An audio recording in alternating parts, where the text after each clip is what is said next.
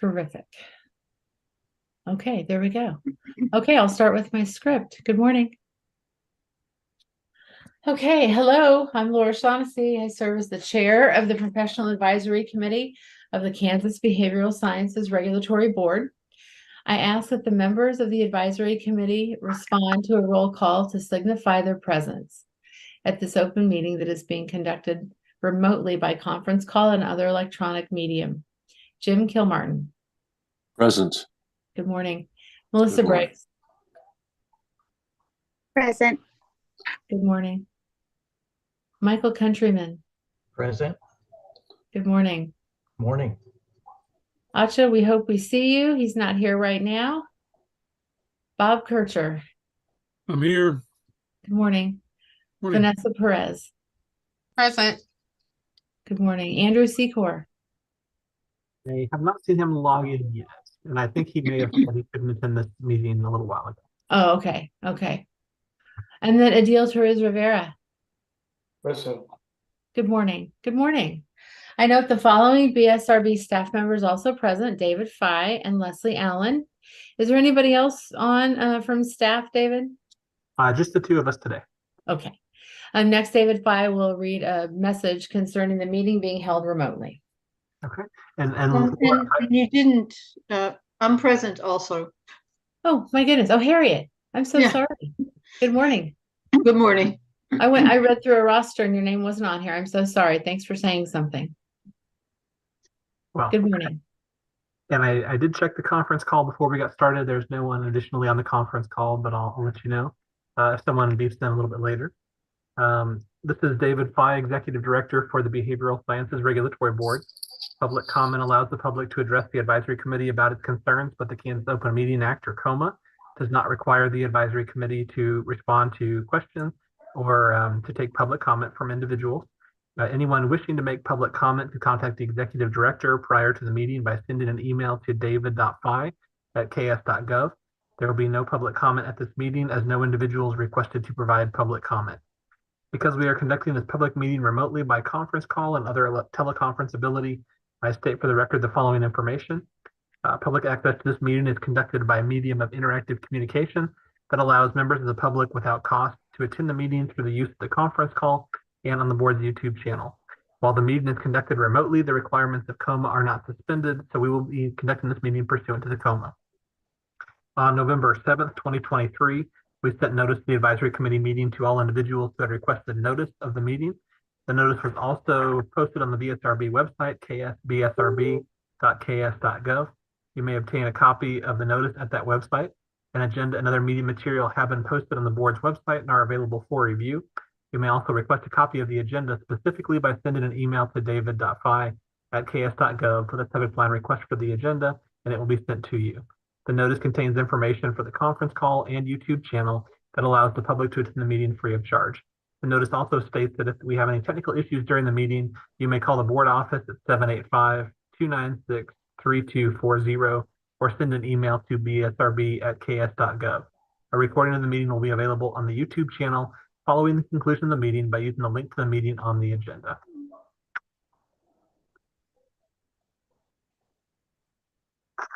I'm sorry, Laura, you're currently muted, right? I'm so sorry. Okay, the meeting is now called to order and the advisory committee will begin its discussion of the first item on its agenda. And that is, of course, the agenda approval. You all received an agenda from David Fye.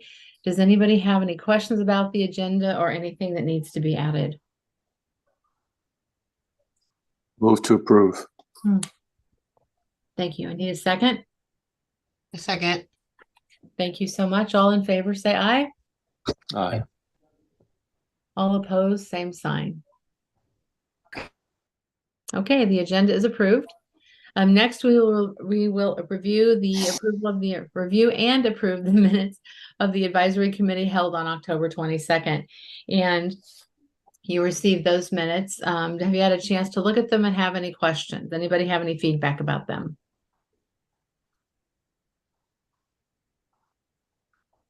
Okay, if we don't have any questions or anything that needs to be changed, I need a motion to approve those minutes.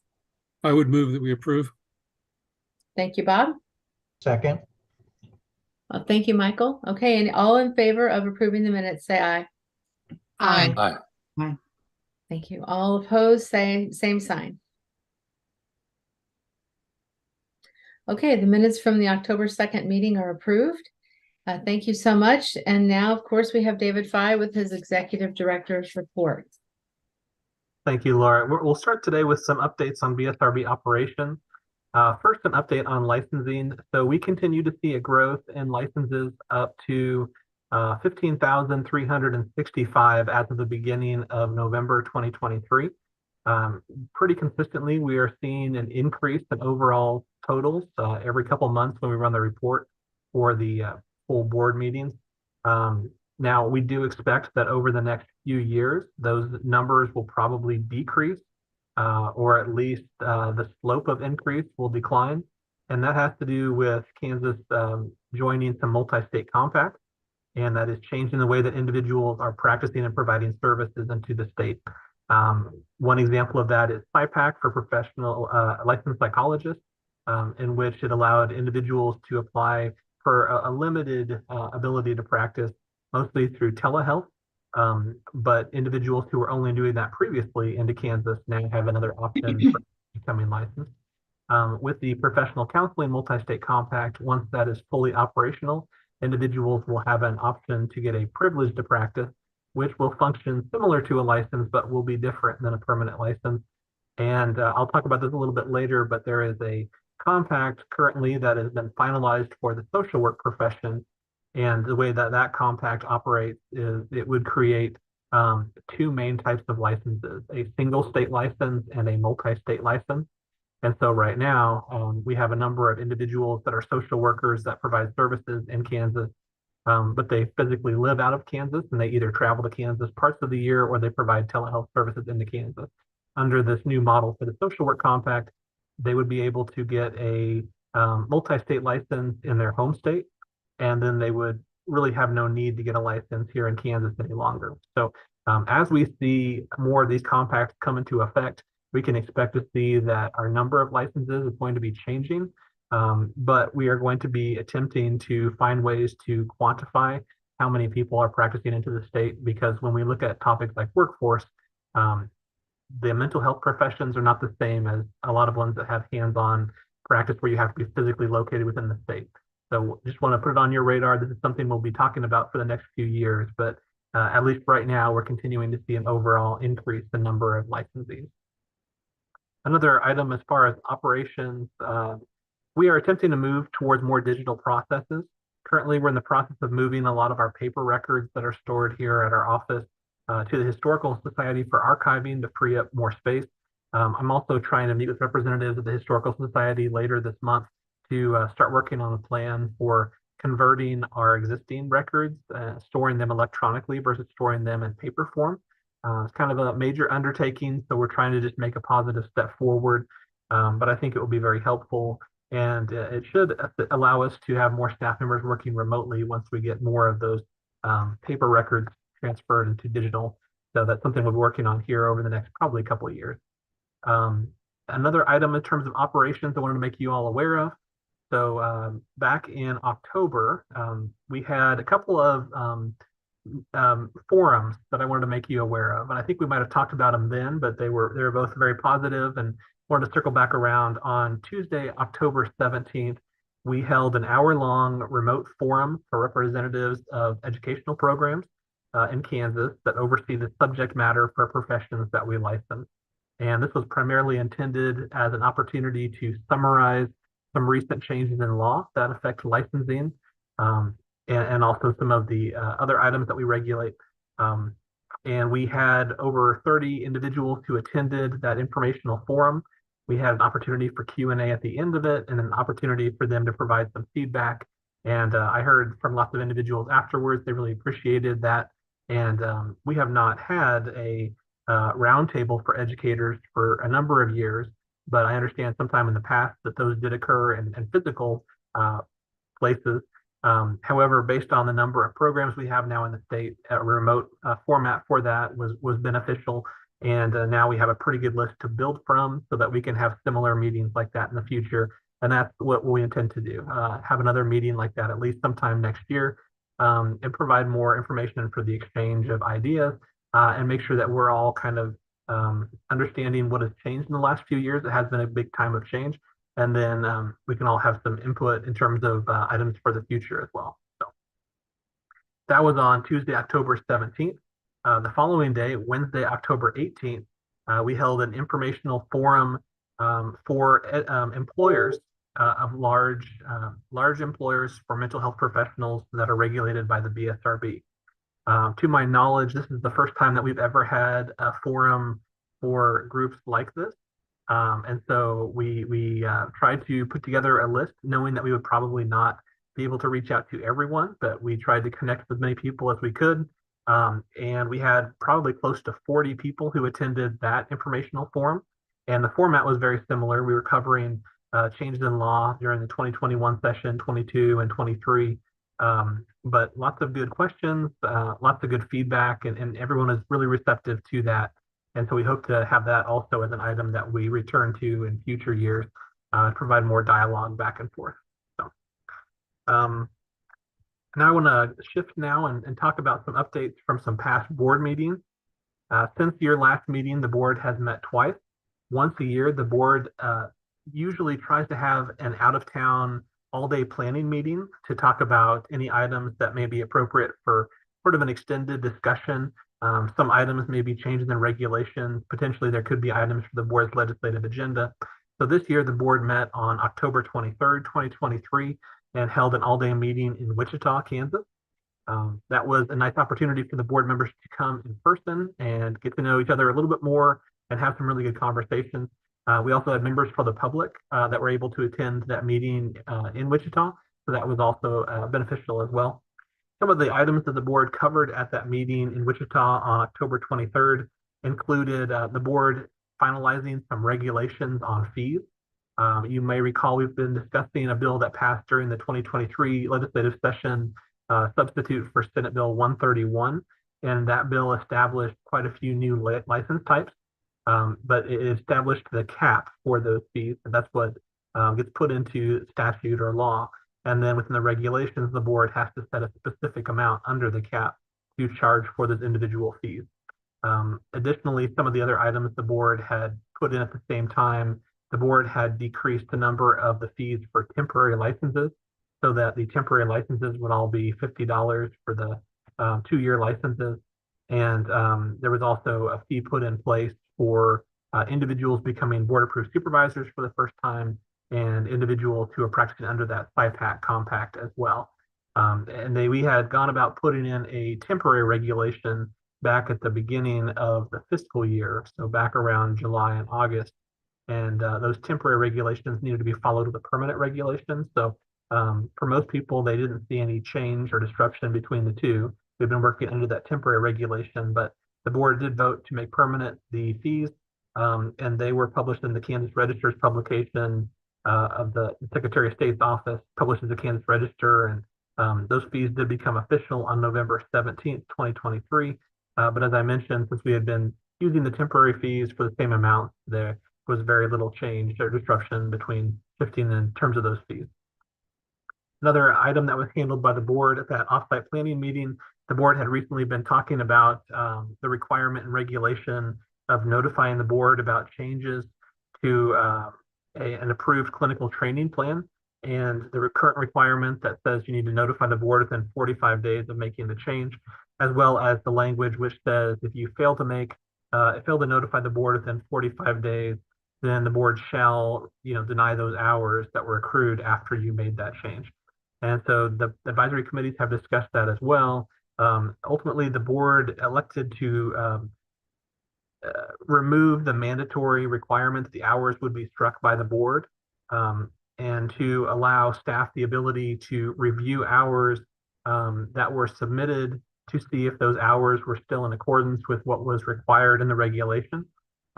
So basically, the 45-day requirement is still in place, but the language that said if you fail to meet the 45-day requirement, your hours shall be rejected, that has been removed. So now that there is additional flexibility for the board on that, And if someone does make a change, but the hours that they attained after that are still in accordance with what we can allow, we can approve that at the end. We just need to review that at the end of the process. Once this change goes into effect. This is not a change yet, but this is something the board had agreed to go ahead and move forward with. And then if someone makes a change that is outside of what the regulations would allow, then those hours would be rejected, just as like they would normally have been.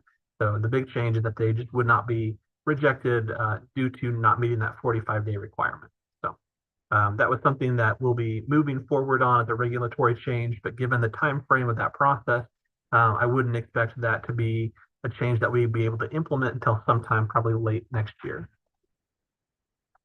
Another item that was discussed and the board decided on a change to regulations had to do with current language in the regulations that requires 1 hour of supervision for every 15 hours of direct client contact for individuals pursuing a clinical license. And I'm going to defer to Leslie Allen, the Assistant Director and Licensing Manager, so she can kind of frame this discussion and kind of let you know what the board decided on this issue as well. So the board decided to remove 1 hour of supervision for every 15 hours of direct client contact.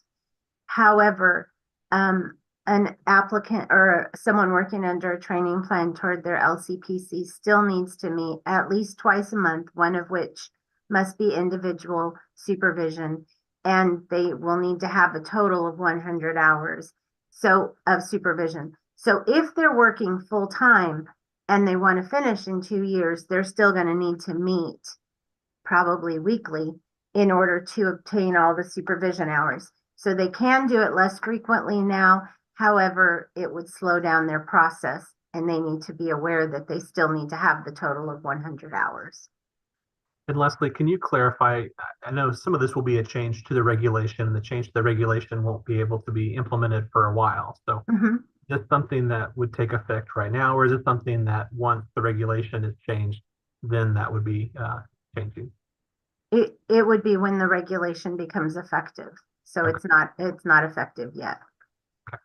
So yeah, these a couple of big changes, but and in terms of people actually using the change, we'll have to have those be implemented first. And we've been trying to move on several changes to regulations, and that time frame does take a little bit of time. So I want to bring it to your attention, but these will not be something that individuals can use for a little bit of time until those regulations are made permanent. Now, if they started following that when they apply, if they apply after the regulation change, they'd be fine. But they have to think about when they're going to apply and whether or not that'll be complete by then. Part of that is because when someone applies for licensure at that time, we look to see do they meet the requirements. And so, okay. Another item from that board off-site planning meeting was a discussion on a possible change to the minimum length of supervised practice time required to obtain clinical licensure. So right now you have to obtain 3,000 hours and not less than 2 years of time, or 24 months. However, this minimum 2-year time period was also in place back when there was a requirement of 4,000 hours. And so the board has recently discussed whether a proportional change would be appropriate. For example, if the minimum time period was 2 years and there were 4,000 hours, if you decrease that by 25% down to 3,000, should the minimum time period also be decreased by 25%? And so it would change from 24 months to 18 months. And so that has been something that we have been looking into.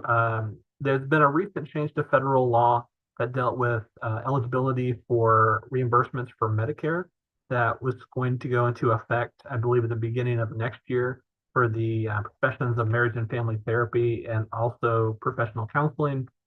And one of the issues is that the way that federal legislation is worded, it defines the professions as one of the parts of the definition speaks to having 2 years of postgraduate supervised practice. And so if we do not require 2 years of postgraduate supervised practice, the question is, are we inadvertently making individuals ineligible for federal reimbursements for Medicare because of a change that we might put into the minimum length of time for satisfying that requirement for those hours. And so I had reached out to representatives from the Department for Aging and Disability Services, KDAD, as well as the Department of Health and Environment, KDHE, and they are having a discussion about that. They encourage the board right now to hold off on making changes to this while they continue to review it. And so at this time, the board has not made any recommendations on changes, but this is something that's going to be continued to be looked at to see if it's appropriate to make a change in the future. But for right now, there was good discussion, but the ultimate decision right now was to wait and not make a change on that topic. Another item that was discussed is an item that's on the agenda today, and that had to do with supervision by other professions for marriage and family therapy and professional counseling professions. So both advisory committees have recently discussed the language in the regulation that basically says supervision should be done by someone from the professional counseling field.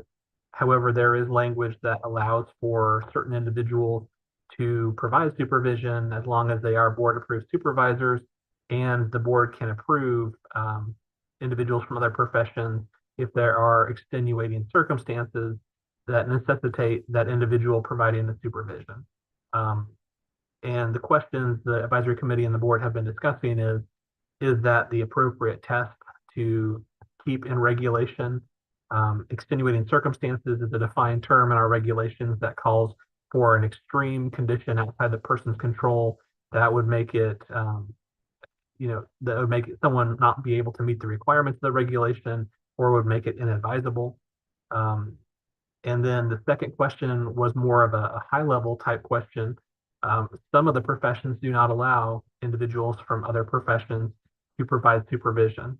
And the question was, moving forward, would you want to make a change or recommend a change to the regulation to remove the ability of individuals from other professions to be able to provide supervision? And you spoke about that a little bit at your last meeting, and that's on the agenda to continue to have that conversation. The Marriage and Family Therapy Advisory Committee had a similar conversation. For marriage and family therapy, a lot of the comments from the advisory committee talked about the identity of the profession and a desire to have marriage and family therapists providing that type of supervision. But if there was going to be a change, that would need to be something that the board would recommend in regulation. And so the board asked both advisory committees to continue to have that conversation and discussion and to bring it back for the board at the January meeting for consideration of possible changes.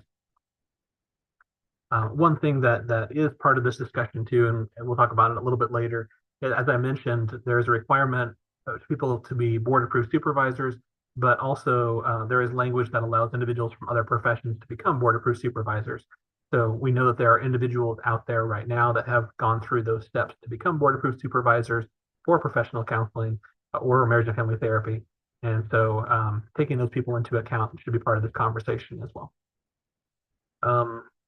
Another item the board talked about was the reconsideration process. This has to do with a process under the Kansas Administrative Procedures Act. When an individual applies for licensure, the board is asked to make a decision on licensure. And if there is a decision to deny the license or impose conditions, the individual has certain rights and they can request a hearing. They also have the opportunity to request reconsideration of the decision. And so the board talked with legal counsel at the offsite planning meeting and basically came up with a format for the reconsideration process, and similarly talked about the ability to request a reconsideration on certain disciplinary items as well. And so the board resolved on who should be the ones individually seeing that reconsideration process and how to move forward with that. And so those things are now in place for those types of cases when they come up. Additionally, the board discussed a new way for individuals to practice if they are military members and military spouses, if they have orders to relocate to Kansas. This has to do with a change in federal law that basically allows individuals as an alternative to licensure to seek to practice under a type of license recognition if they have a valid license in another state and they do have orders to relocate and they wish to pursue this as an alternative, like I said, to licensure. And so we've been working with our legal counsel about that, and we'll have something on the website providing more guidance to people if they wish to practice under this new method of practice, but this is limited simply to military members and military spouses. And also the board talked about possibly reaching an agreement with a company called CE Broker. CE Broker does work with different states in terms of assisting with the auditing process. That's a company that basically has accounts for license holders, and individuals would be able to upload copies of continuing education documentation. So in the event that they are audited, they will have those documents readily available. And basically it would connect with the licensing board. And so we would be able to audit those individuals much more quickly. They wouldn't have to mail us any physical documents. And there is no cost either to the licensing board nor the individual licensees. The way that company makes money is through some optional services if individuals want to opt into those. And so we discussed the e-broker, but then the board requested an informational briefing by the company at the full board meeting in November. So at that full meeting in November, CE Broker did present information to the board. The board decided to go ahead and review that information and have me as executive director continue to work with the company to see if we can reach terms of an agreement. And the board will revisit that in January. Legal counsel will also be part of that, reviewing those terms as well. At that November 13th board meeting, additionally, the board reviewed some recommendations from some of the advisory committees. I mentioned the social work compact that the language has been finalized for. The social work advisory committee recommended to the board support the social work compact if it is introduced in legislation during the 2024 legislative session. The board will take the time between the November board meeting and January board meeting to research that compact and then potentially take a position at the January meeting whether to request that I provide testimony in favor of that compact if it's introduced in legislative form this year. And then one of the items that we'll need to resolve if the board is supportive of that would be to try to figure out the approximate cost for a multi-state license, as this would be a new license type for the social work profession if the compact does pass in Kansas. Additionally, for the Licensed Psychology Advisory Committee, they made a recommendation to the board encouraging the board to begin to recognize something called CPQs.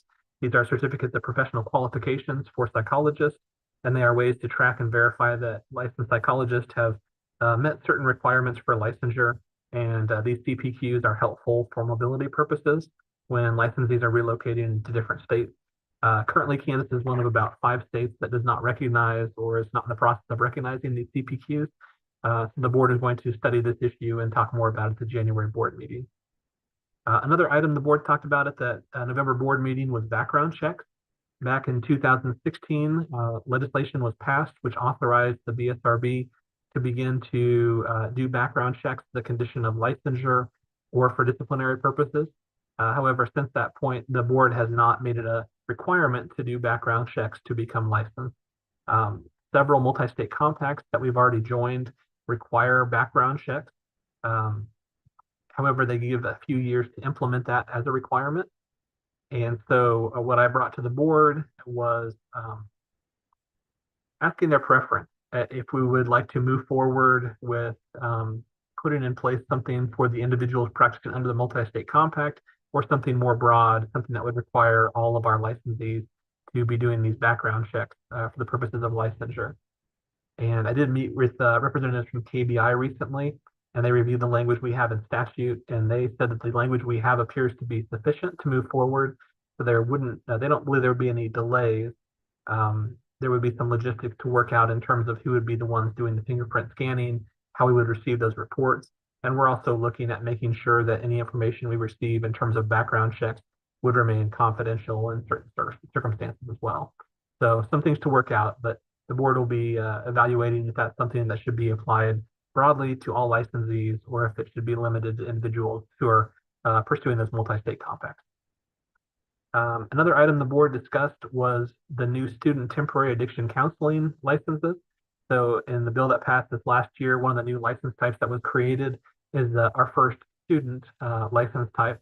And the student temporary addiction counseling license allows individuals to be able to provide services under supervision at certain facilities if they have an agreement with their school and also the employer that they're pursuing coursework towards an addiction counseling license. And they've already completed about 60 hours in addiction counseling or a related field. One of the items that the board has been discussing is the language in statute which speaks to someone completing educational requirements towards an addiction counseling license. One of the scenarios that has been brought forward is right now, if someone obtains a bachelor's level social work license, they are able to use that license as a substitute for the educational requirements needed to test for an addiction counseling license. And so the question has been, if somebody meets the other requirements, can they use classes in pursuit of an LBSW as a substitute for the educational requirements for the LAC? Because once you obtain that, it does take the place of that. And so it's something for the board to discuss. The board started to have a conversation on that topic at the November board meeting, and they will return to speaking about that a little bit more at the January board meeting. And then while the board's meeting is usually the second Monday of the month, in January, the board meeting date has been moved and it will be on Friday, January 12th at 10 a.m. And that is due to a conflict with an upcoming conference that we'll talk about here in a second. As far as the legislative update, I just want to let you all know the 2024 legislative session will start next month. The board has not made any recommendations currently that would require a bill to be introduced. However, the board may make a request requiring legislation at the January 2024 board meeting, so we will be tracking that. I will be speaking to the legislature at least concerning the agency's budget that's reviewed separately by the House and Senate. And then just one more update in terms of just other updates. The American Association of State Counseling Boards, AASCB, their annual meeting will be January 7th through 9th, 2024. Board Chair Mary Jones, Laura Shaughnessy, board member for professional counseling, and myself will be attending that annual meeting. And that will be covering certain topics like regulating artificial intelligence, counseling supervision requirements, discipline and complaints, jurisprudence, technology trends, including with continuing education. And there will also be time at that meeting for an administrator forum and also a board member forum, which are incredibly valuable.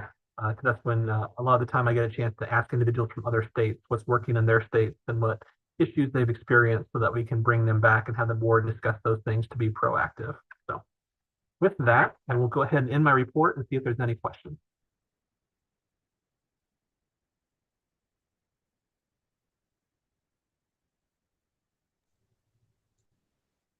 Okay.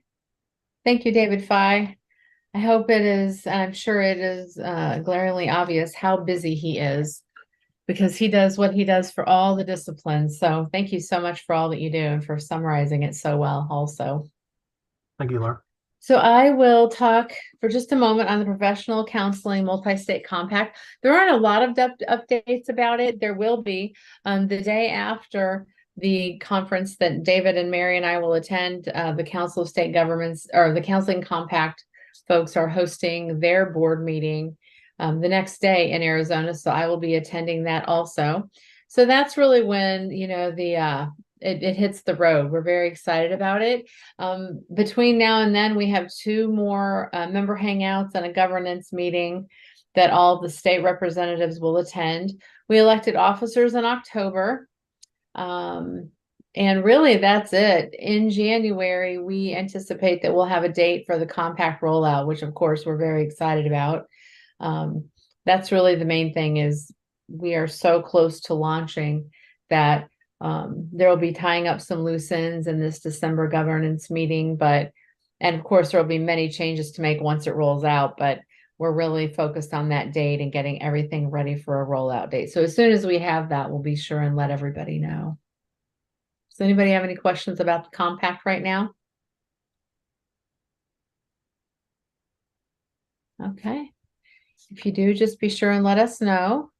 Now we are here for old business, which is great. We're going to get to finally maybe get some answers to some of the ongoing things that we have been working on. The first one is continued discussion on supervision by licensees from other professions. David mentioned it in his executive director report, and we have been talking about it, and we were really kind of going back and forth at our last meeting about what to decide. So David, do you have any framing that you'd like to offer before we jump in and discuss it? Sure. Yeah, let me share my screen here, and I'll just bring up the regulation in question. And this is included in your packet and it's posted on the website as well. But I'm going to share my screen here and just show a copy of KAR 102-3-7A. And this is a regulation that addresses postgraduate supervised professional experience required to become licensed as a clinical professional counselor. And I've highlighted section C here, which says the clinical supervisor of a person attaining the 3,000 hours of postgraduate supervised professional experience required for licensure as a clinical professional counselor at the time of providing supervision shall be a board-approved clinical supervisor and shall meet one of the following provisions. And as you see in 1, it says the clinical supervisor shall be a clinical professional counselor who is licensed in Kansas or is registered or licensed in another jurisdiction and who has practiced as a clinical professional counselor for 2 years beyond the supervisor's licensure date. And then you kind of go after that. And so the starting point is really for the supervision to be provided by professional counselors. And then item number 3 is the item we've really been talking about. It says under extenuating circumstances approved by the board, the clinical supervisor may be a person who is licensed at the graduate level to practice in one of the behavioral sciences and whose authorized scope of practice permits the independent practice of counseling, therapy, or psychotherapy.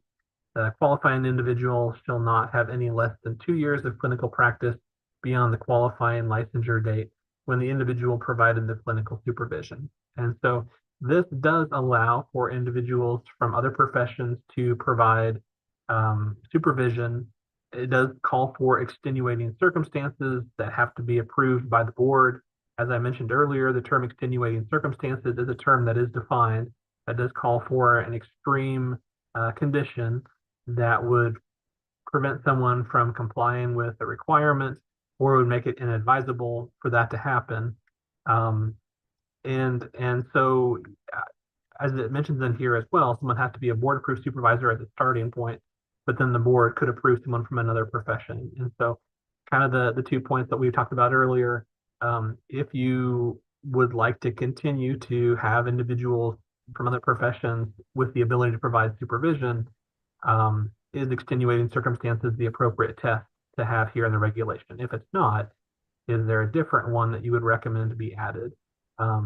Alternatively, going forward, if you would recommend that perhaps there should be a change and that professional counseling should really be limited to being provided by professional counselors, or the supervision should be provided by professional counselors, then the question would be, do you want to keep item number 3 in the regulation at all? And so hopefully that frames the conversation. We originally brought it forward with just the concept of extenuating circumstances, the best test.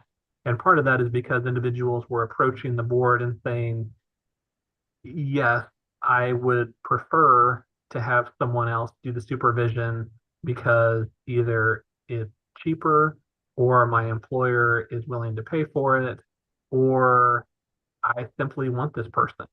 And some of those items seem far more to do with preference than they did to an extreme reason that would prevent them from getting supervision.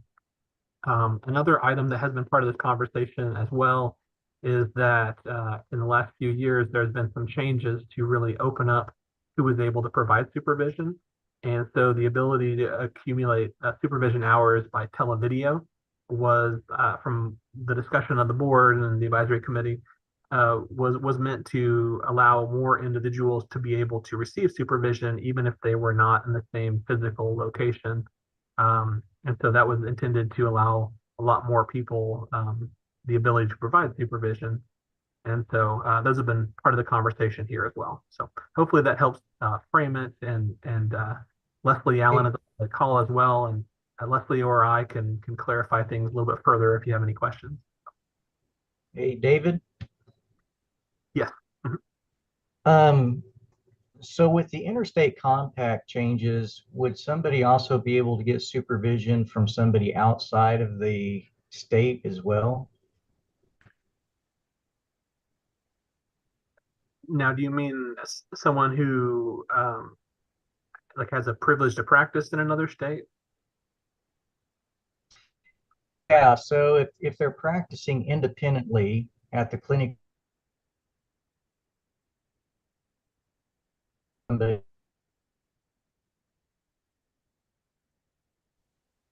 Well, the student obtaining their hours, you have to be licensed for 2 years before you can be part of the compact. So you've already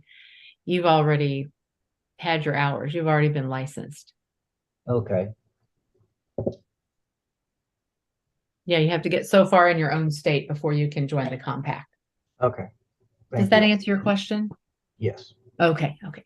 And there is some language under C1 that does say clinical supervisor shall be a clinical professional counselor who is licensed in Kansas or is registered or licensed in another jurisdiction, who's practiced as a clinical professional counselor for 2 years beyond the supervisor's licensure date. I'm not familiar with how that's been interpreted, but maybe Leslie can kind of add a little more detail as far as the second half of that sentence there.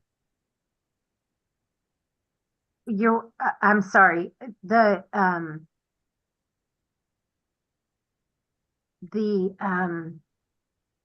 I don't know that we've ever looked at that as specific. You mean for an alternate supervisor or for an LPC? I'm sorry.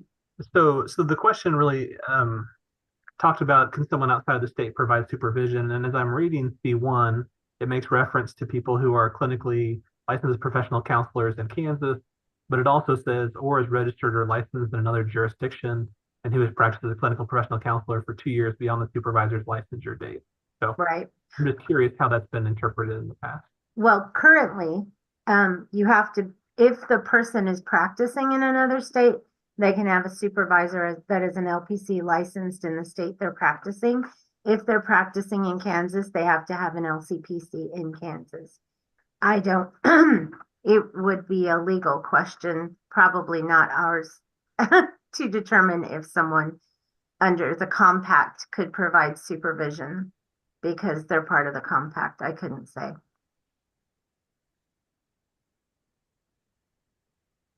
I wouldn't want someone from another state to supervise me because how would they possibly know the rules, the regulations? I hope that doesn't come up. Right. Part of the issue, I mean, why we say someone from Missouri can't be your supervisor for Kansas clients is if the supervisor does something that's really wrong, we have no teeth. We can't discipline the supervisor in Missouri. All we could do is like have them file a complaint or something. So there's really no accountability in Kansas for their actions. That's a good point.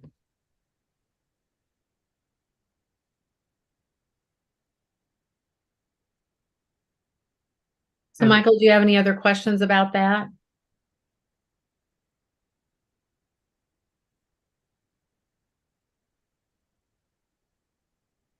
I can't see if he's trying to talk and muted. I It's gone. think he might have dropped off the Oh, call. darn. Okay. I'll keep an eye on if he tries to re-enter the call. He may be having some technical issues here. Okay. If he does, let's be sure and make sure that we answered his questions and then he heard what Leslie had to say. Yeah. So do we still have a quorum? Let me take a quick look. So quorum is 6 members, and yes, Michael is here now. So, Oh, good. Okay. yeah, looks like we have 8 members, and so we only need 6 for quorum. So we Okay. should- And I do apologize.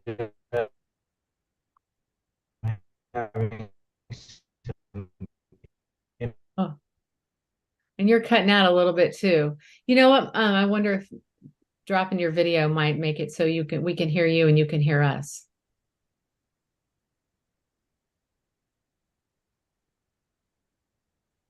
Is Michael still there? he is still on the call, but his screen is frozen. So, but Doggone it. he just turned the video off, so maybe that will help out. Are you able to hear me now? Yes. Yes. Okay. So Michael, did you hear Leslie's response? And do you have any other questions about supervising from another state? I did hear that, and no, I don't have any other questions. Okay. Okay, great. Thank you. Wanted to make sure we didn't leave that incomplete for you. Well, let's continue with our conversation, with our discussion about supervisors from other professions. Has anyone given it any more thought? I want to hear from anybody and, where they stand about it. And Laura, before we move to that item, I just had a thought. Leslie, for the board approved supervisors, the qualifications to become a board approved supervisor, that's open to individuals from other professions. Have we had anybody from outside of the state that has wanted to become a board approved supervisor? I have had someone ask who was a supervisor, or they were working at the VA, so they were licensed in another state. And I told them I couldn't approve them to become a board approved supervisor, but when the person applied for license, they could show proof that they met the requirements of a board approved supervisor. So when they applied for a Kansas license, Yes. then they could. Okay. So they had a path. It's just they hadn't taken all the steps yet. Right. I was Okay. just thinking, as a first level, the statute, the regulation does say that anybody providing supervision would need to be a board approved supervisor. So a little unclear if those individuals under the compact would be able to become board approved supervisors. And so that's probably something we'll have to work through as well. The other question I have now that I'm thinking about it, is how often do we get a question for extenuating circumstances? How often do counselors come with that question? So it kind of goes in waves. It just we've had several lately, but in my opinion, they weren't extenuating circumstances. They just didn't want to get an LCPC supervisor. A lot of them, several of them.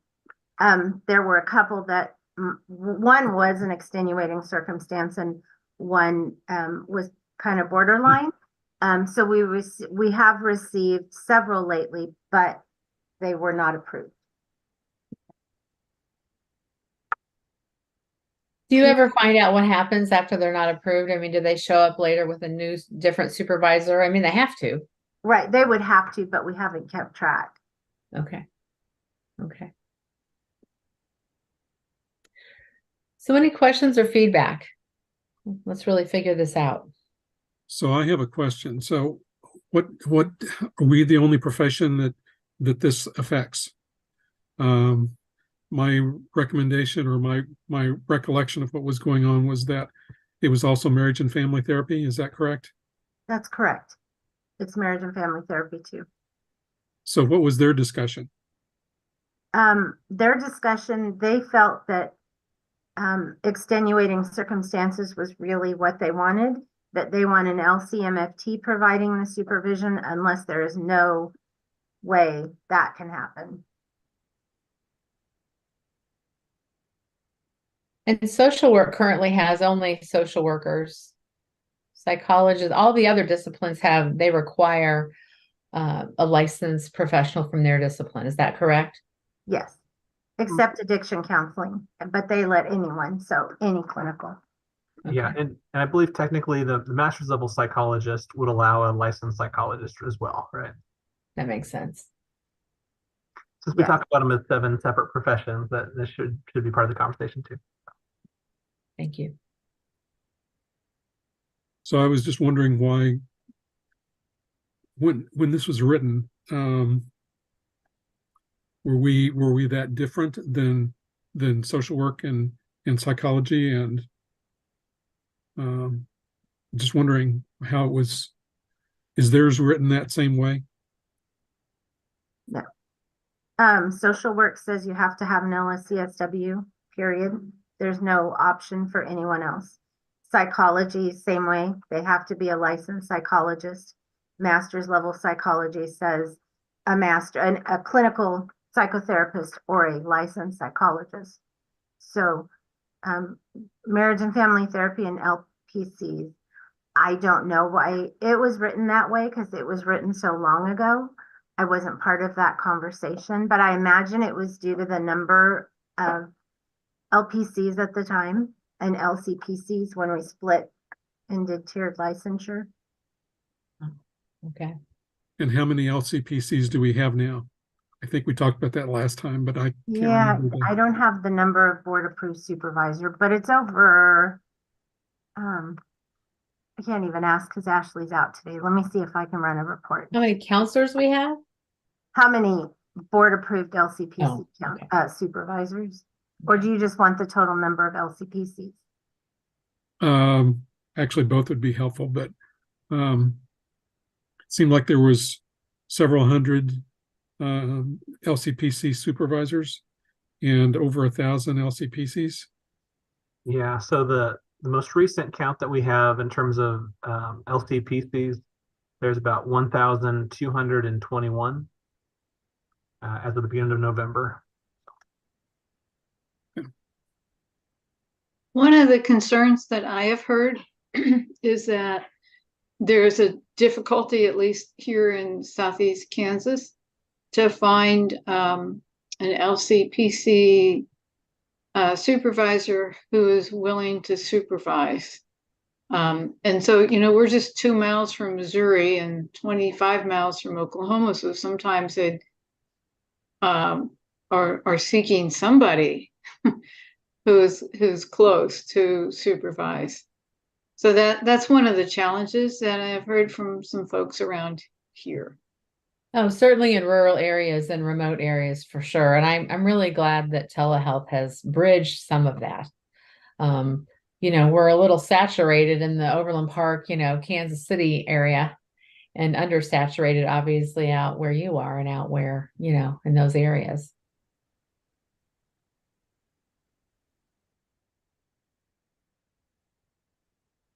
That's part of what, when this regulation was written to include extenuating circumstances, that was one of the major extenuating circumstances. Mhm. If there was no physically located person close enough to provide the supervision, but now that it can all be done via telehealth, it's not really an extenuating circumstance. If you don't have someone in the area, you could go outside the area. It considered extenuating if somebody wants to do it in person? I mean, I do see a lot of our current students are doing most of their coursework online, if not all of their coursework online. We see differences in skill sets when everything is done online. I could see, or even group supervision, if that's all, like if everything is online, if it's not, if somebody is saying, oh, I think I learn better in person, but that wouldn't be considered extenuating for them any longer. So I can't even think extenuating besides that. So to this point, the board has not considered that an extenuating circumstance. what is there any examples of, because I'm just thinking, why leave the language in there if there's really nothing that's considered extenuating? Well, I mean, if there was no LCPC that was willing to supervise you, Like in the state of Kansas. Right. In the state of Kansas, if they have to go through every single supervisor and get a no from them before. We have not required a note to date. We've just required that they give us an explanation of what they've done to find someone. We haven't required physical documents to prove that. Has that ever happened where a person could not find somebody in the state of Kansas? Not that I know of, no. Okay. And there are certain, the VA, for example, they cannot, they're not allowed to seek outside supervision. They cannot seek a supervisor who does not work for the VA.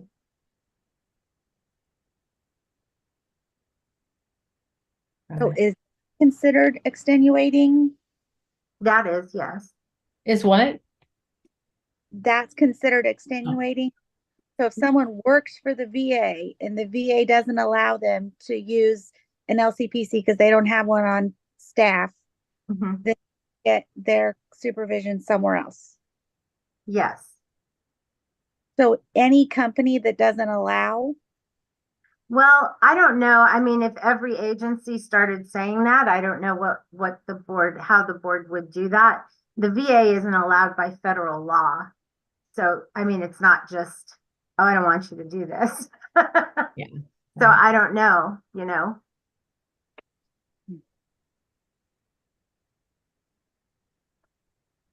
So then if we remove the language, then counselors at the VA may become ineligible. Yes. I don't even know that the VA hires our discipline though. They're mainly social workers. Am I making the assumption? I mean, I think that's the So most.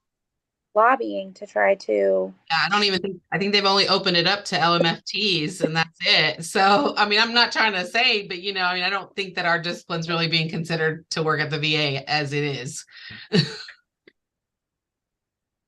I do like the idea of keeping it open so that Right. if that ever starts to shift, they don't see this as a barrier. it would be an automatic barrier, right? I mean, seems like if we're trying to get in that door, we wouldn't want to create anything that could be. Because not only are they, if we change it, not only would we have to start to try to get them to hire LPCs, but they'd also have to hire board approved LCPCs to be able to ever supervise them. I like the idea of a narrower version of extenuating circumstances. I just feel like that would make less work for Leslie, which is always at the top of my mind because I know how hard they work on this. The other thing about this, I've given a lot of thought to this. There's a new regulation that's going to be going into effect that says a counseling psychologist does not have to be the head of a department. And so I am concerned always about counselor identity. That is going to have the potential to shift counselor identity at the beginning. And then I think about when you're doing supervision, I really feel strongly that we want an LCPC looking at that work for two reasons. One, I really want our counselors to understand what it means to be a counselor from someone who is a counselor as they're developing and getting ready to go out and practice on their own. And the other thing about that is I'm thinking about if it's a social worker or an LMFT, again, the requirement that they know all the regs and rules that apply to counselors, and those are not confused with LMFT, with their own statutes and regs that govern their discipline. It feels to me like important to be able to keep cohesiveness in that way with LCPCs helping LPCs. So I hope I'm making sense. Those are my two concerns.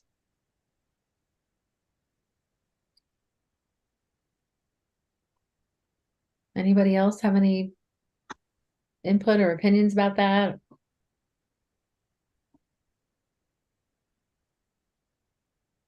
Yeah, I would agree. I mean, I stated that last time as well. I think it would be, a large part of what we do as counselors is based on our professional identity that's different and unique from the other professions.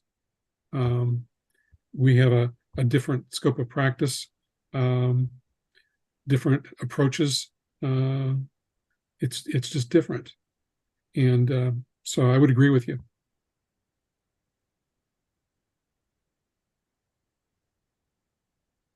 Thank you for that. So, David, what do we need to do? Do we need to vote on a recommendation that Well, we take back to the board?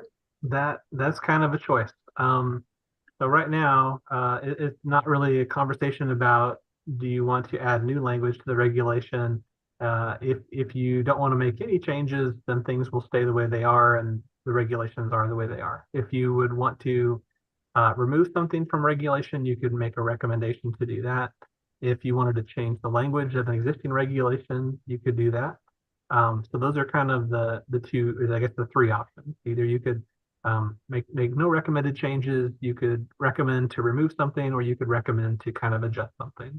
So, and I think that there's sort of the two issues. There's one, do you want to continue to allow at least a path for people from other professions to be eligible to provide supervision? And then the other is, if you do, what would be the appropriate test or criteria for them to do that? Because right now, like we said, the extenuating circumstances test is kind of a difficult test because it does call for an extreme factor. And it really, that language really has applied more to other things which are easier to weigh in the context. So I don't know if we've talked a lot about alternative language to extenuating circumstances, but so there's a few different options on the table. I'm sorry, I can't be more specific in different areas, but Yeah, so if it doesn't sound like you want to make it easier for other professions to be approved supervisors.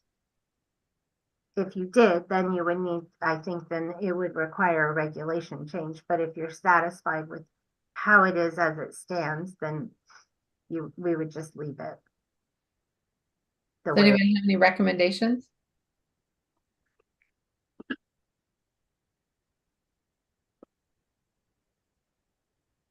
I would think leave it as it is. Did the Marriage and Family provide a recommendation are they providing a recommendation to the board regarding that? Yes, I believe that theirs was to leave it as it stands.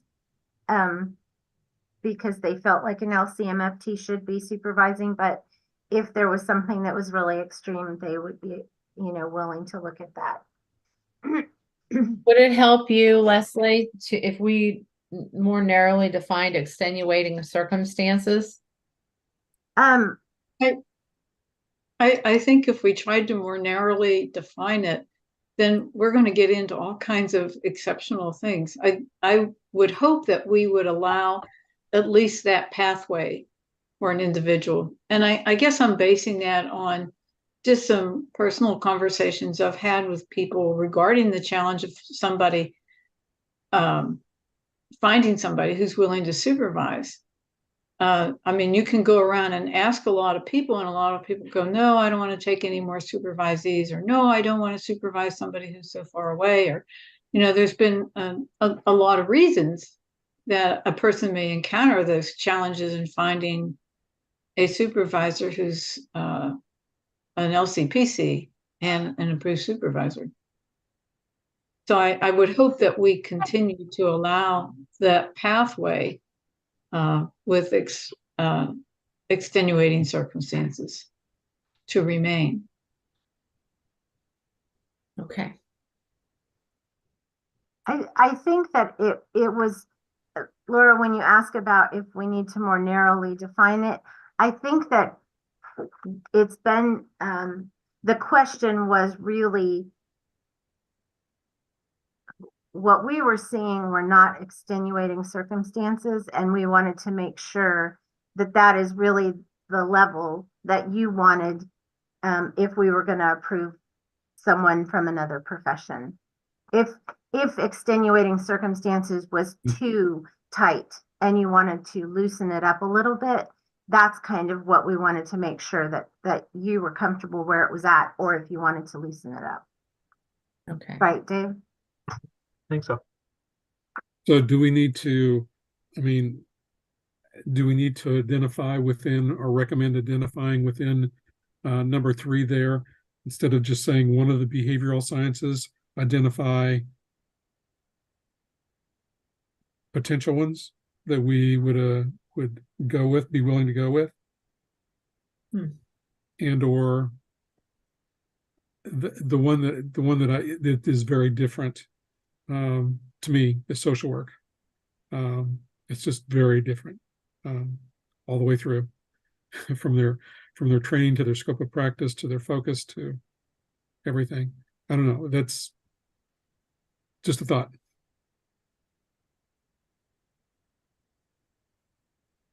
Any feedback about that? Although there are many more social workers than LMFTs and LPCs and LCPCs. They seem to predominate the mental health profession. They do, but this is counseling. This is supervision for counseling specific stuff. Yeah, and that's the challenge, though, that many LPCs are finding is in their work sites and around trying to find a supervisor who's not a social worker. Mhm. I would say probably the LCPs and the LMFTs may be more in line with the counseling profession. Yeah, I would too. So what are we saying? How would we define this? You know, something that may be helpful for you. It may be helpful for us to pull the list of individuals who are currently board approved supervisors, so you can see from other professions who is the board approved supervisor, because that could be part of this as well. I'm sure you could include some language that wouldn't disqualify anybody who is, you know, currently providing supervision. All right. I mean, that's not the intention, but the intention is kind of a long-term type view, but maybe it'd be helpful for us to try to pull some of that information and bring back to you so you could kind of see how many outside of professional counseling are board approved supervisors. We can't pull that, Dave. Is that not okay? No, that is not something. Well, I mean, there are a few people that come up on the supervisor list, but there's 222 LCPC board approved supervisors. And there's only, I would say, less than 5 people that are not LCPCs. Okay, that's good. And we could grandfather them. Like they could be grandfathered if we have more stringent rules. The ones who are not LCPCs. Yeah, they can still take the courses and become a board approved supervisor, but they would only be approved in an extenuating circumstance. Okay.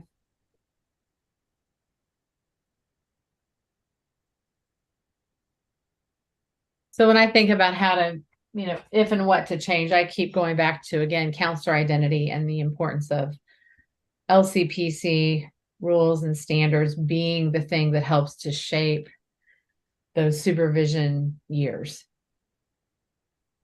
That feels most important.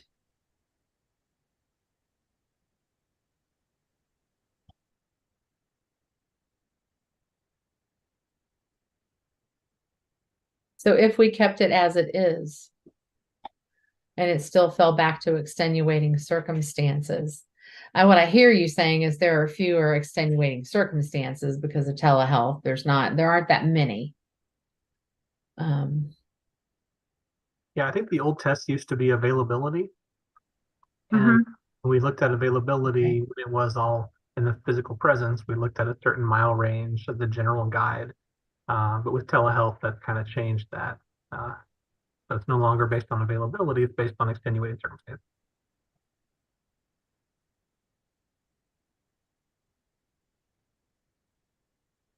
So any other feedback? The question I'm asking is, are we saying for now to keep it like it is? Is that what we're saying?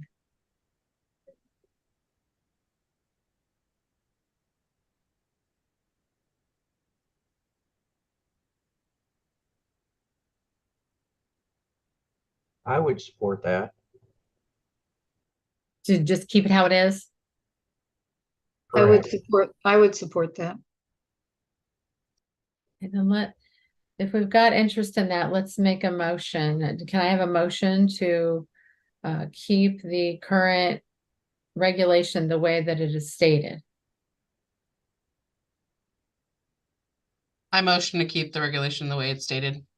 Okay, that's Vanessa. Thank you, Vanessa. Do I have a second for that?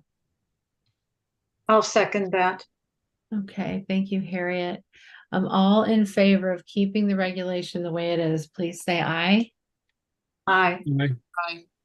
Aye. All opposed, same sign. Okay. The regulation stays. Thank you so much for your ongoing discussion about this. Was it 3 advisory committee meetings for which we spent time on this? It's an important topic. It's an important topic. It's a very important topic. So thank you for taking the time and for everyone thinking critically about it. Okay, well, let's go on to proposed changes from professional conduct. You all have the regulations from other professions. This is just an open opportunity to talk about what you think needs to be changed, what needs to be added or taken out. So any feedback, please share what you have.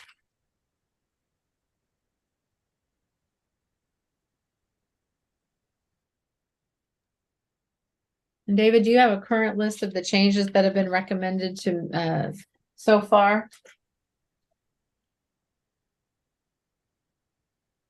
I have not updated this packet since Okay. it was originally put together, but the items for professional counseling start on page 30.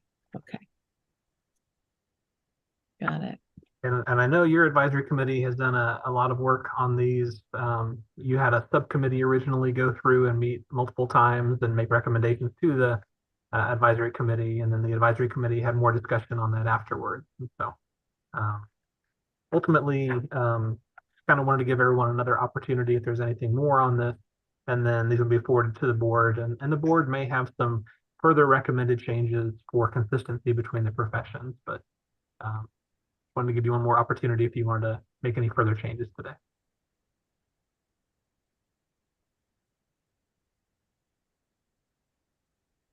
Luckily, they were cleaned up pretty well last year, the year before, so there might not be that many changes.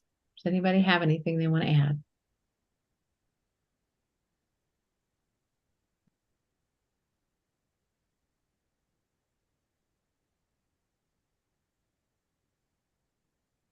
Okay, we don't need a motion, do we, David? We just keep moving. Yep, we can keep moving along. Okay. Okay, possible changes for the clinical training plan. That's another one. So you have David sent out 102-3-7A. Does anybody have any feedback about that? And David, go ahead and frame it if you would, what you're really recommending how we think about it. And I'm sorry, Laura, were you on my copy of the agenda? I had down C, continuing examination. Sure enough, we took that out. We're going to move that. I'm so sorry. We were going to move. So what David is talking about, because I printed out the wrong copy of the agenda, we're going to move that to, we need to streamline the process for that, and we're going to move that to a board level decision. I'm so sorry about that. Printed out the wrong copy. Okay, we'll go on. Continue discussion on examination for clinical licensure. This should be a fun one. So go ahead and David and frame it if you would, please. Okay. And yeah, the advisory committee has discussed this a couple times, and we showed sort of the map of what different states require. There are some professions that have, like let's say psychology. So master's level psychologists have to pass with a score of 400, but for the clinical licensure, they need to get a score of 500. And for licensed psychologists, the score is 500. For marriage and family therapy, they have an examination, and there's a certain point total they need to pass to become marriage and family therapist. There's a higher point total to pass the clinical level. But other professions like social work have a different examination for each license level. They have one for the bachelor's, master's, and clinical. For your profession, you have an examination at the LPC level, but you also have the clinical level examination as well. And I think the question was, there's a couple questions, but one of them had to do with you want to have a discussion as far as continuing to require the clinical level licensure or not. And I think there's been some good discussion so far on that. One thing that we were discussing sort of in the planning for the meeting was it may be helpful for me to reach out to the individuals who put together the examination for clinical licensure to see if they can come and speak to the advisory committee in the spring and maybe talk about why the clinical examination exists and why it may be beneficial for the states that require the clinical examination.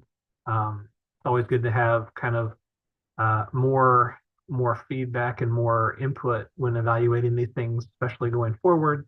And so we were talking about that, and I thought that could be something for the advisory committee to kind of learn and see if they believe that would also be beneficial for their conversation on this topic too. So I wanted to go ahead and offer that up and see if you had any thoughts on that. Okay. Questions and thoughts?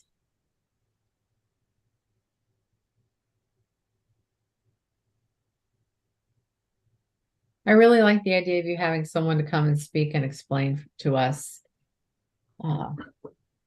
what the clinical level test is about, why it exists, what the benefits would be. Of course, they're going to, in a sense, be selling that if they are the ones who create it, present it, but it's good information to have. I guess I wonder about what the research is on how well an objective examination predicts competency in the field. And what is out there about that? We may need to look at that in terms of making some decision about the use of that kind of examination.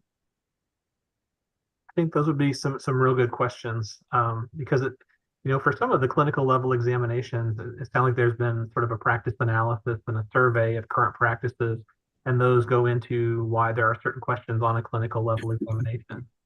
Whereas others might focus more on techniques that someone would need starting out fresh. Learning from individuals who are out there practicing at a clinical level and kind of getting a better idea of what's expected at an independent level. So yeah, I think that's a really good point. And I just don't know a lot about the creation of this test or a lot about the history of the test or how it's changed over the years. But I think it could be helpful to kind of hear from the drafters of the test and get an idea of what they have to add to this conversation too. Would they be interested in being provided a list of questions that they can address when they make a presentation? I think that would be good. Yeah. So you'll schedule them for an advisory committee in the near future? Yeah, I can check. Our next meeting is going to be in February. And if that sounds good to everyone here, I could try to see if they might be available to talk and present some information then. If So they do, oh, sorry, go ahead, Harriet. could you include the question that I just asked? Yes. Yeah, and if we had a few questions, if I could forward those to them, they might be able to kind of hear their presentation in that direction. Has the clinical test changed?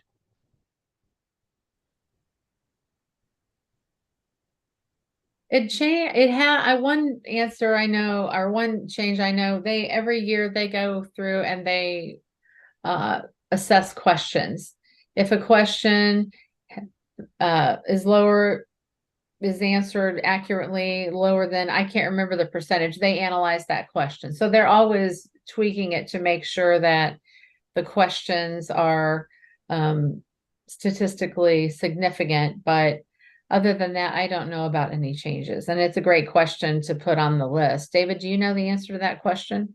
I don't, but I've written it down. So, okay. Yeah. Any other questions?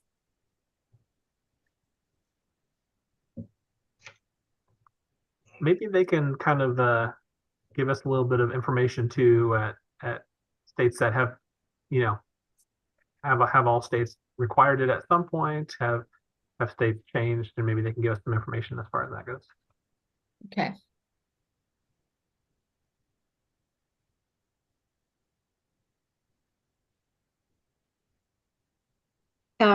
What's the similarity among states in terms of the type of questions, the organization of the test? Do we borrow some examples from other states?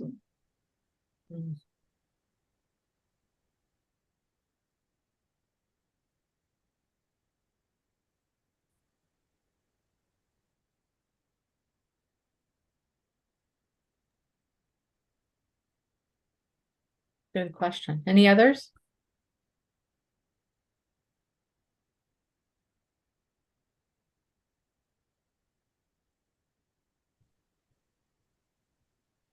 Okay, well, David, I really appreciate you organizing this. This will be really helpful in helping us to make a decision. Good help. And will you just let me know when if they're going to come to the February meeting?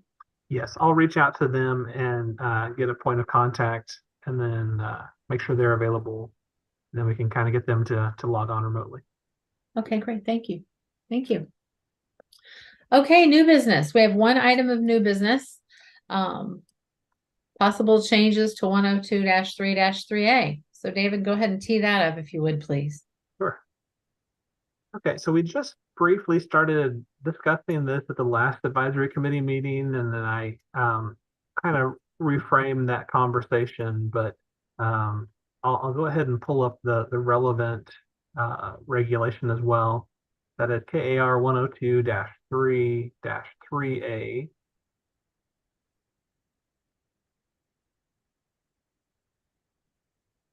And this regulation focuses on the educational requirements for licensure. So it basically just talks about what is necessary from an educational perspective to become licensed at both the LPC as well as the LCPC level. And one item that I noted here is, I guess before we look at this language, last time I pulled up some example language for a couple of different professions. One of those professions was actually I have that language handy as well. So I'll share that language to you because I think it is helpful to kind of see that language, to kind of see the differences between what's in the regulation for professional counseling versus the other professions. So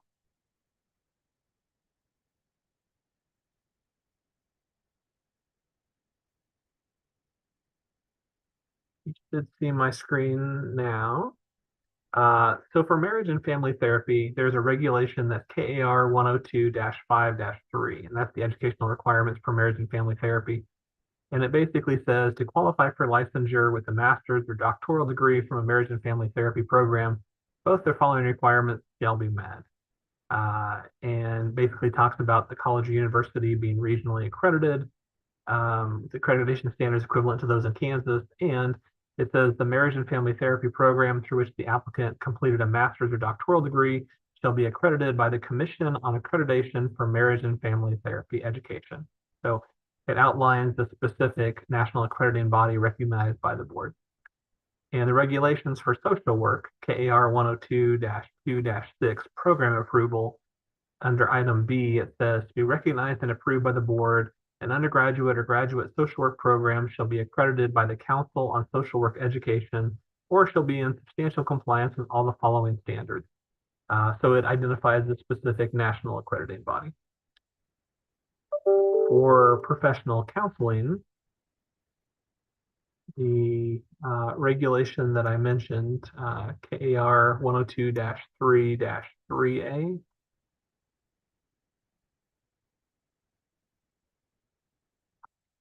under item B there on your screen, it says, at the time of application, each applicant shall have met the following requirements. One, received either a master's or doctoral degree in counseling or a related field from a program that meets one of the following requirements. A, is not below the accreditation standards of the Council of Accreditation on Counseling and Related Educational Programs, or B, meets the requirements in subsection F and G. And so the reason I wanted to bring this forward is because the other professions basically say, if you came from a program, if you received your education from a program that's accredited by the National Accrediting Body, that is sufficient for most of the educational requirements, and we can move those applicants forward very quickly. However, Kansas's licensure system is based on a lot of flexibility. And so we allow individuals to also qualify for licensure through a substantial equivalency weighing. And so basically, if they didn't come from a program that's accredited by the National Accrediting Body recognized by the board, they can alternatively meet certain specific requirements and regulations.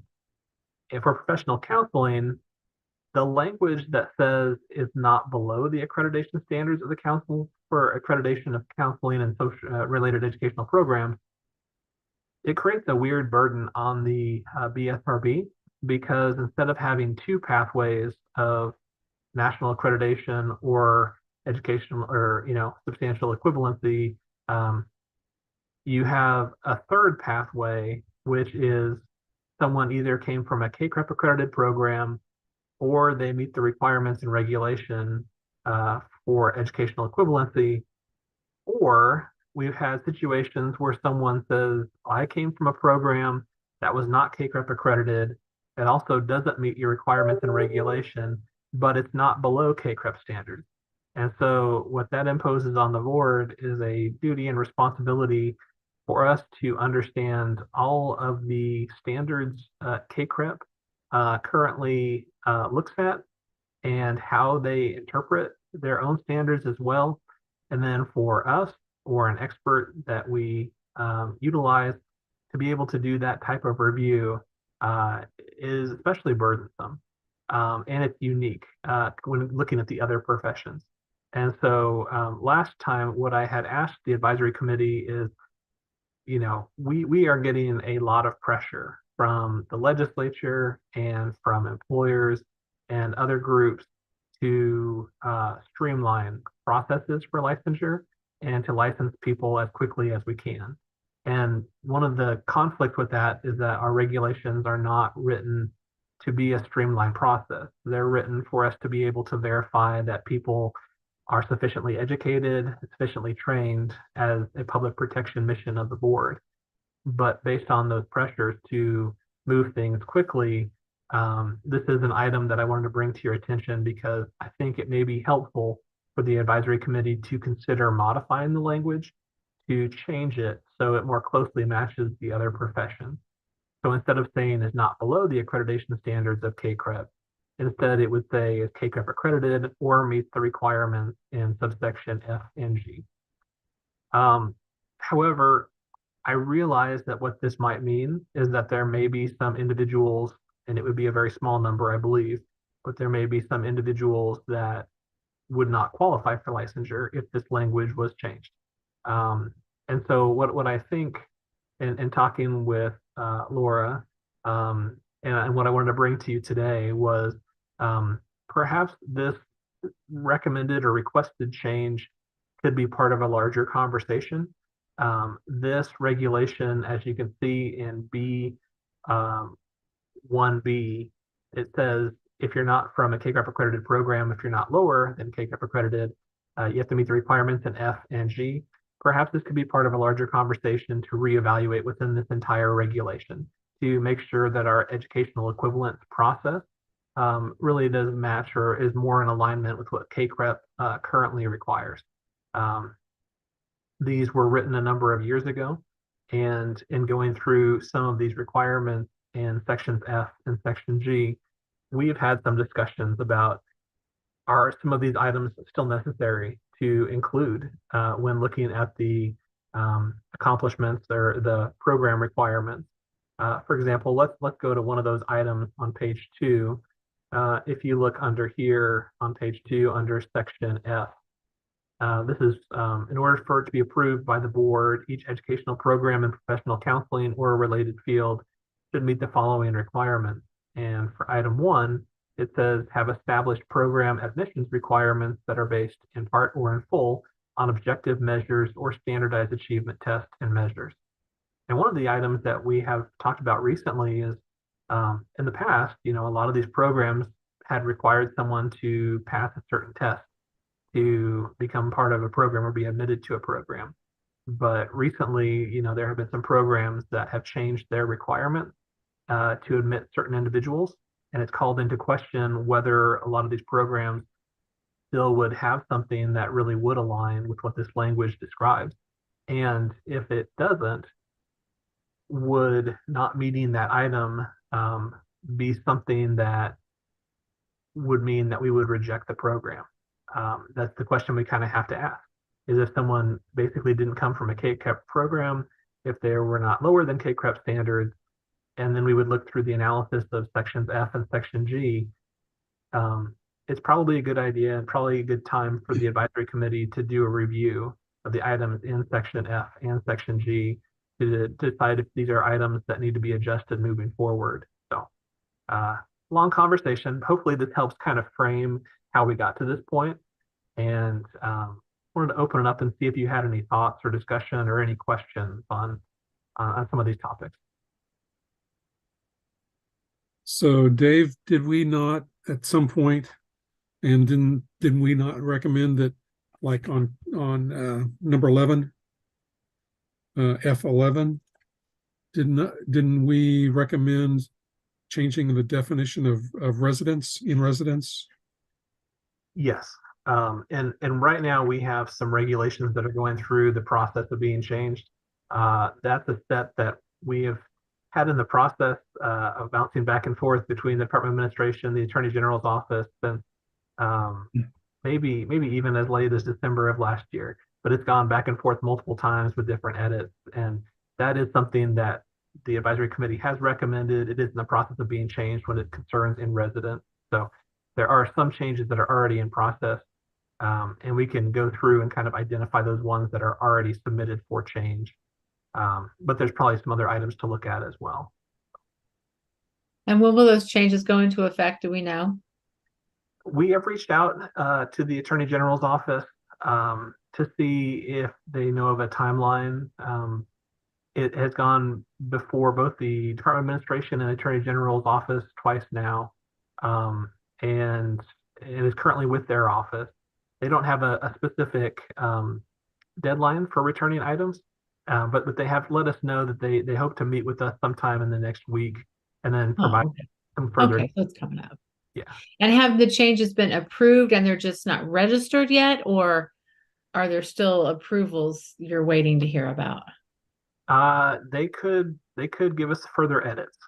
Okay. Unfortunately, the way that it works is you submit them, they can edit things and then return them to us, and then we provide them back to that group. And then once the Department of Administration signs off on it, the Attorney General's office gets it, and then they can review it for a certain, as long as they need to review it, and then they can make changes. But after that, it needs to go back to the Department of Administration, and then they can make further edits, and that's what all has occurred. So it is possible that as they review it a second time, they might send something back to us. But what we got last time was not really substantive changes. It was more of a lot of updates to the history based on when we had submitted the regulations the first time, bills had not passed. And now based on the time frame, bills have passed. And so we had to clean up a lot of the legislative histories, the back end of those regulations. And so we are hopeful those will move forward soon. And if they are, then we can open up the 60-day period for public comment, schedule the open hearing, and go in front of the Joint Committee on Administrative Rules and Regulations. But probably a good idea for us to take another look at this for some other matters we hadn't previously considered. Okay.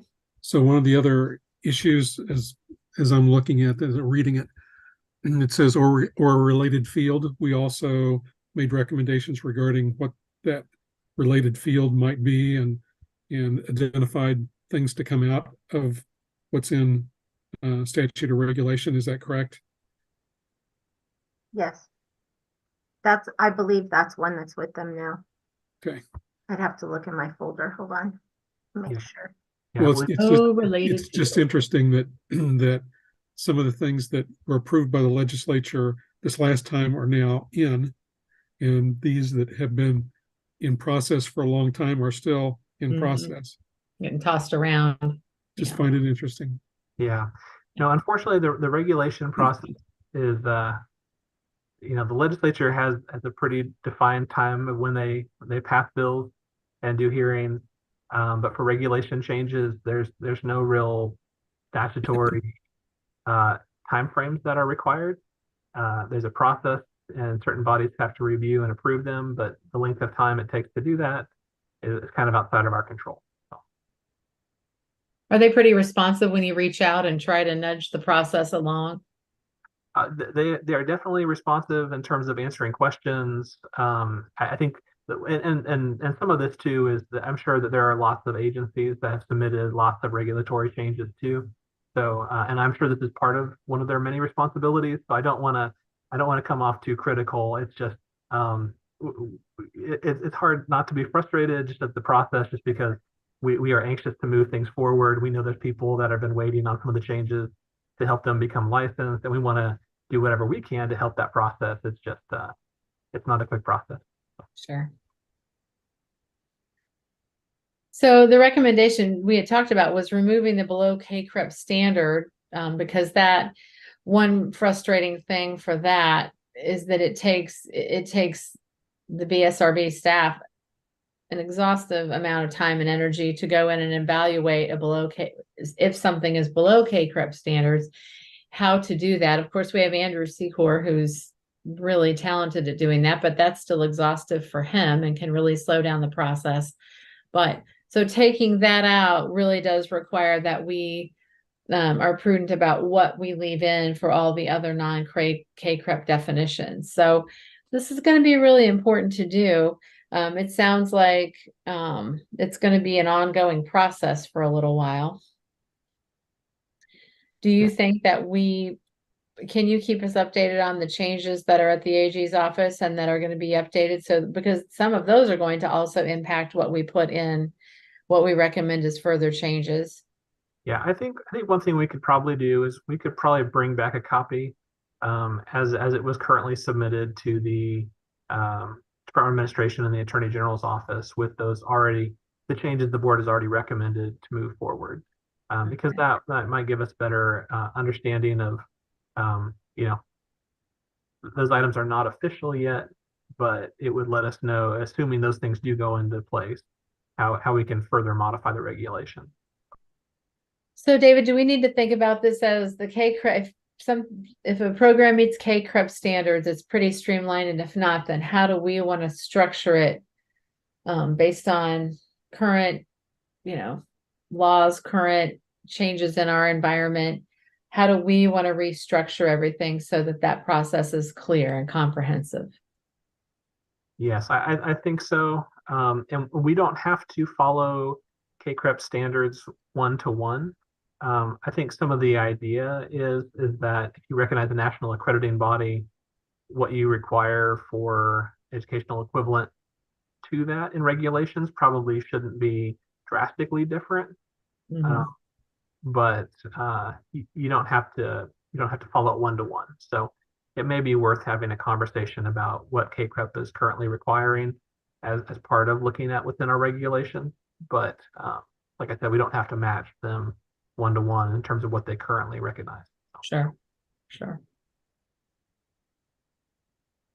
So any feedback or ideas today about this?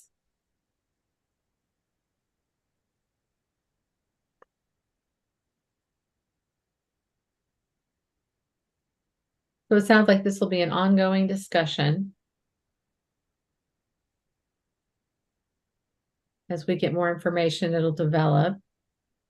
My inclination is I always think about subcommittees just because it's a more focused intention from a few people that no programs, no standards. Do you feel like that would be a good idea at this point for this topic? Anybody have any ideas about that?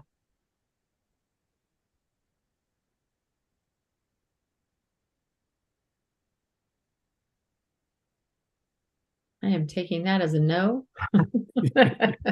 Well, So let's just go ahead. As an alternative, perhaps, I could try to reach out to someone from K-CREP to see if they might be willing to talk to the advisory committee as well. I always like the idea of bringing in people from these different areas, and we rely on a lot of different groups. And so maybe they could speak to, or we could submit within our regulation and see, and maybe they could say, well, yes, we used to require this item, but there was a change, and so not to say that we have to follow them, like we said, but it might be helpful to kind of hear from them and in terms of the evolution of their standards as well. Sure. I also like the idea, of course, of looking at how other states are wording all of this, and I'll get a chance to ask some of this at our next conference. But yeah, it definitely will be going out into other states and looking at their statutes and regs about this topic. Something else, as you're looking at this, I have a question for the educators or I guess just the committee. We have, so if you get a social work degree that's CSWE accredited, or, marriage and family therapy degree from a COMFATI, then they meet everything, including the coursework. Counselors are different in that if they don't, even if their program is KCREP accredited, they have to meet our coursework requirements, and I'm not sure why that is. And maybe if someone remembers, they could help us out on that. But how different is KCREP coursework than what we're requiring? There's not there's a new one that's just out, 2024. As far as coursework, the coursework really isn't that different. Okay. Hasn't changed much over 20, 30 years. What has changed are additional requirements for the program. A focus on outcomes, a focus on inputs, a focus on outcomes of programs and those kinds of things. That's how it's really changed. And it's become very detailed in that respect. But the actual coursework really hasn't changed much over, or if at all, over a long period of time. Right. I mean, I know there used to be 48-hour programs, but now they have to be 60 hours, don't they? The newer programs? Yeah. Okay. So we might look at that too. That would even streamline KCREP accredited people even more. So. Great. Thanks for that information. So David, if KCREP comes and makes a presentation, that's great. They'll be able to update all of us. Yeah, I'll reach out to them too and see their availability as well. Okay, so we're saying we're going to go along with this process and let it play out over a little bit of time, and hopefully by then we'll have some more information about some of the changes in the regulations. We can blend all of that together in a way that moves us forward. So licensed counseling in Kansas is being a bit more accommodating than some of the other licensures. Is that really the case? Are we being more accommodating to other people coming from other types of programs? I think so. Not really. I mean, okay, so MFT, they have another way to get licensed. They have an alternate, just like you do. Their requirements in those programs are very minimal compared to what counselor programs are required to have. So there is a difference, but it's but counselors are more I guess more in line with the accrediting body KCREP, where the others are not that detailed. Well, and the reason I would answer maybe a little different than Leslie on this, maybe just for all the professions, is because there are some of the professions in different states that say you need to come from a, let's say, APA accredited program for psychology. Otherwise, you're not going to be able to get licensed here. Or you need to come from an accrediting program here. Otherwise, find a license somewhere else. And in Kansas, we say you need to come from an accredited program. But if you don't, we will look to see substantially equivalent by meeting these regulations. And if you don't, maybe there's another pathway through reciprocity. So it's really based, I mean, it seems to me it's based on a lot of flexibility. It's trying to be really, in my opinion, generous to say, well, if we can't help you get licensed here, is there another pathway? And I think that's been part of the challenge with the legislature, because they want things to be very streamlined and very fast. And it's like, but our process is not, it's not built that way. We're not rigid to the point of saying you have to be this or else you can't get licensed here. It's this, or let's evaluate you a different way. And those things don't always go hand in hand. So the social workers are being very specific. You have to come from a social work program. The licensed psychologists are being very specific. You have to come from a psychological program. And we're not. I don't know. Yeah, it seems. They do have an alternate route as well. Oh, the psychologists? Yeah, psychologists and social workers. So you have to, the difference is theirs says you have to come from an APA program or you meet all the requirements. Yours is different because it says you have to come from a KCREP program, or you can be not below those standards, or you can meet all the requirements in the regulation. So that's kind of the difference. But every profession except behavior analysts have an alternate route to that accrediting body in their education.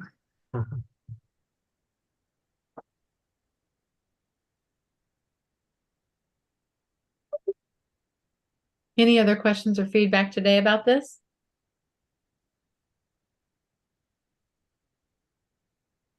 Okay, well, this is going to be a robust conversation, an important one. So I'm glad that it started today. Thank you for framing it, David. And of course, we'll be talking about it at our next meeting. That is all we have for new business. The next meeting is scheduled for February 24th at 10 a.m. Does anybody have any questions or anything that we need to do before adjournment? And I'm sorry, Um, Laura, did you say February 5th? February 5th in 2024. You said February 24, Laura. For the next meeting, I had down February 5th in 2024. Yes. Is that not what I said? I think you said February 2024 or February. Oh, 24. Yeah. sorry. February 5th, 2024. That's a very long meeting I was trying to get you guys sucked into. Thank you for catching that. February 5th, 2024, 10 a.m. to noon. Any other questions about that? Okay, I need a motion for adjournment. So moved. Need a second? I second. Thank you, Harriet. Thank you, Jim. All in favor, say aye. Aye. Aye. I assume we have no opposed. Thank you, everyone, for all your time and your talent. And I hope you all have a lovely holiday season. Happy holidays. See you next year. Likewise. Holidays. And you as well. Yeah, Thank thank you you for so all much. your good work this year. Yes. Thank you so much. Thank Thanks for all you you. do. Bye-bye. See you Bye. soon. Bye-bye. Merry Christmas. You too.